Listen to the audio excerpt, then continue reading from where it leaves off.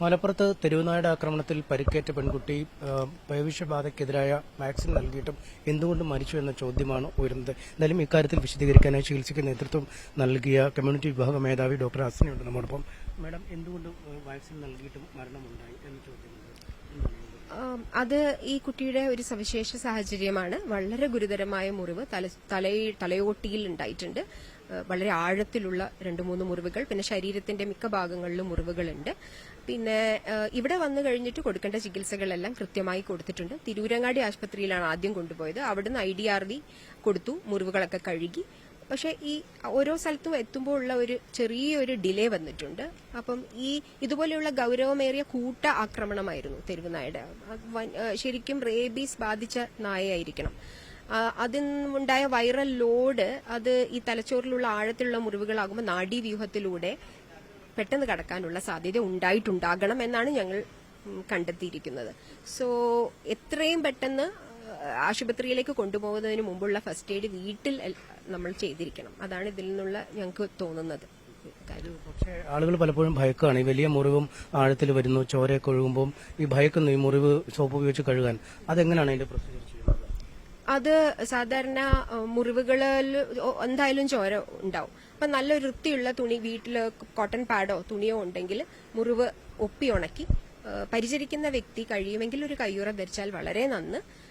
അത് ധരിച്ച ശേഷം റണ്ണിംഗ് ടാപ്പ് വാട്ടറിൽ 15 തൊട്ട് 20 മിനിറ്റിൽ സോപ്പ് ഉപയോഗിച്ചിട്ട് നന്നായിട്ട് വൂണ്ട് ക്ലീൻ ചെയ്യുക. ബ്ലഡ് ചീറ്റുന്ന അവസ്ഥയിലല്ലാതെ ബാക്കിയെല്ലാം നമുക്ക് നല്ല വൃത്തിയുള്ള തുണിയോ പാഡോ വെച്ചിട്ട് അമർത്തി ഉടനെ ആശുപത്രിയിലേക്ക് കൊണ്ടുപോകാം, പ്രഷർ കൊടുത്തിട്ട്. ഭയക്കരുതല്ലേ? ഈ അമ്മമാരൊക്കെ ആയാലും ഈ രക്തം കാണുമ്പോൾ അല്ലെങ്കിൽ കുട്ടികൾ മുതിർന്നവരൊക്കെ മുറിവേറ്റാലും ഭയക്കാതെ ആദ്യത്തെ നിമിഷങ്ങൾ കൈകാര്യം ചെയ്യാം. ആദ്യത്തെ നിമിഷങ്ങൾ കൈകാര്യം ചെയ്യാം. തൊട്ടടുത്ത ആരോഗ്യ പ്രവർത്തകരോ ആശമാരോ ഉണ്ടെങ്കിൽ അവരെ പെട്ടെന്ന് കോൺടാക്ട് ചെയ്യാം. അവരുടെ ഒരു സൂപ്പർവിഷനിൽ ഈ കാര്യങ്ങൾ ചെയ്യാൻ. നഴ്സുമാരുണ്ടെങ്കിൽ അല്ലെങ്കിൽ മെഡിക്കൽ ബാക്ക്ഗ്രൗണ്ട് ഉള്ള അവർക്ക് അത്രയും ഭീതി ഉണ്ടെങ്കിൽ ഒരാളെ ഹെൽപ്പിന് വിളിക്കാവുന്നതാണ്. മറ്റുള്ള ശരീരഭാഗങ്ങൾ കടിയേക്കുന്നതും ഈ കഴുത്തിന് മുകളിലേക്ക് തലഭാഗത്തേക്ക് ക്ലാസ്റ്റർ ചെയ്യുന്ന വേണം, ആ ഒരു കടിയും തമ്മിൽ വലിയ വ്യത്യാസമുണ്ട്. നാഡീവ്യൂഹത്തിൽ ഈ വൈറസ് ബാധ എത്തുന്നുണ്ട്. നമ്മുടെ കാറ്റഗറൈസേഷൻ എന്ന് വെച്ചാൽ ഗൌരവ വൂണ്ടിന്റെ കാറ്റഗറൈസേഷൻ, ചികിത്സ രീതി നിർണ്ണയിക്കുന്നതിൽ കാറ്റഗറി 3 എന്ന് പറയുന്നത് സൈറ്റ് ഒന്നുമില്ല. എവിടെയൊക്കെ ആഴമേറിയ മുറിവുകളുണ്ടോ അതൊക്കെ സിവിയർ വൂണ്ട്സ് ആണ്. പക്ഷെ നമ്മൾ ഈ ഒരു കാര്യത്തിൽ ചിലപ്പോൾ കൂടുതൽ അപഗ്രഥിക്കുമ്പോൾ മനസ്സിലാക്കുന്നത് മരുന്നുകളെല്ലാം കൊടുത്തിട്ടും വൈറസ് നേരെ നാഡീവ്യൂഹത്തിലൂടെ തലച്ചോറിന്റെ ഏറ്റവും പ്രോക്സിമൽ ആയിട്ടുള്ള സ്കാൽപ്പ് അവിടേക്കാണ് മരുന്നുണ്ടായി ഈ കടി ഉണ്ടായിട്ടുള്ളത്. അതിലൂടെ കടന്നാകാം എന്നാണ് നമ്മൾ അനുമാനിക്കുന്നത്. ഈ കാര്യങ്ങളിൽ ERG പോലുള്ള കാര്യങ്ങൾ അത് നൽകുന്ന ആദ്യഘട്ടത്തിൽ നൽകിയില്ല, അത് നൽകുന്നതും കുറച്ചുകൂടെ എഫക്റ്റീവ് ആവില്ല. എത്രയും പെട്ടെന്ന് നൽകിയാൽ നമുക്കിത് ഇപ്പൊ ഫസ്റ്റ് എയ്ഡ് ചെയ്തു, ERG പെട്ടെന്ന് ഡിലേ ഇല്ലാതെ കൊടുത്തു എന്നുണ്ടെങ്കിൽ നമുക്ക് 100% അടുത്ത് വരെ സക്സസ് റേറ്റ് പ്രവചിക്കാൻ പറ്റും. ഇവരവിടെ കൊടുക്കാൻ തയ്യാറാവാതെ ഇങ്ങോട്ട് കൊണ്ടുവരാൻ നോക്കി പെട്ടെന്ന് അല്ലേ? അത് എനിക്ക് കൃത്യമായി അറിയാം. ഇതൊരു വിവരം അങ്ങനെ കിട്ടിയതാണ്. പക്ഷെ അതിൽ കണ്ടത് എന്താന്ന് വെച്ചാൽ കോഴിക്കോടേക്ക് റിഗ് കൊടുക്കാൻ വേണ്ടി കൊണ്ടുവന്നതായിട്ടാണ് കണ്ടത്. അതുപോലെ ഈ പെറ്റ് ആനിമൽസ് ഉണ്ട് വീട്ടിലെല്ലാവർക്കും പലർക്കും, ഈ പൂച്ച മാന്തുക അങ്ങനെയൊക്കെ വളരെ മൈനറായ കാര്യങ്ങൾ വരുമ്പോൾ ആളുകൾ അതിനെ അവഗണിക്കുക ചെയ്യാറ്. വളരെ നിസ്സാരമാണല്ലോ. പക്ഷെ അത്തരം ഈ മാന്തലുകളൊക്കെ പോലും ഗൌരവമായി എടുക്കേണ്ടതല്ലേ? തീർച്ചയായിട്ടും ഗൌരവമായിട്ട് എടുക്കണം. പ്രത്യേകിച്ചും നമ്മുടെ ഇവിടെയുള്ളത് കമ്മ്യൂണിറ്റി കാറ്റ്സ് ആണ്. വീട്ടിൽ മാത്രമല്ല, അവർ മറ്റ് പുറത്തുള്ള പൂച്ചകളും ഒക്കെ ആയിട്ട് ഇടപെടുന്നതാണ്.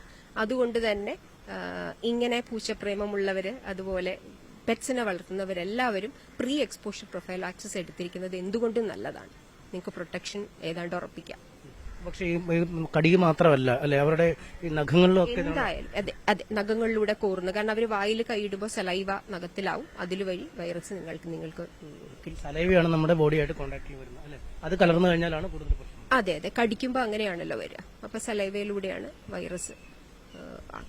എന്തായാലും ഈ മൃഗങ്ങൾ, ഓമന മൃഗങ്ങളായാലും തെരുവ് നായ്ക്കളൊക്കെ ആയാലും അവ കടിച്ചാൽ കൃത്യമായ നടപടിക്രമങ്ങൾ കൈക്കൊള്ളുക. ആദ്യം തന്നെ പ്രഥമ ശുശ്രൂഷ നൽകുന്നതിൽ ഒരു തരത്തിലുമുള്ള വീഴ്ച വരുത്താതിരിക്കുക. അത് വെള്ളത്തിൽ കൃത്യമായി സോപ്പ് ഉപയോഗിച്ച് കഴുകുക. അത് എത്ര നേരം 15 മിനിറ്റോളം ചുരുങ്ങിയത് കഴുകിയ ശേഷം മാത്രം, പ്രഥമ ശുശ്രൂഷ നൽകിയ ശേഷം മാത്രം ആശുപത്രിയിലേക്ക് കൊണ്ടുപോകുക. അതിനുശേഷം കൃത്യമായ ചികിത്സ നൽകിയാൽ രോഗിയെ രക്ഷിച്ചെടുക്കാൻ കഴിയുമെന്ന് തന്നെയാണ് ആരോഗ്യ വിദഗ്ധർ വ്യക്തമാക്കുന്നത്.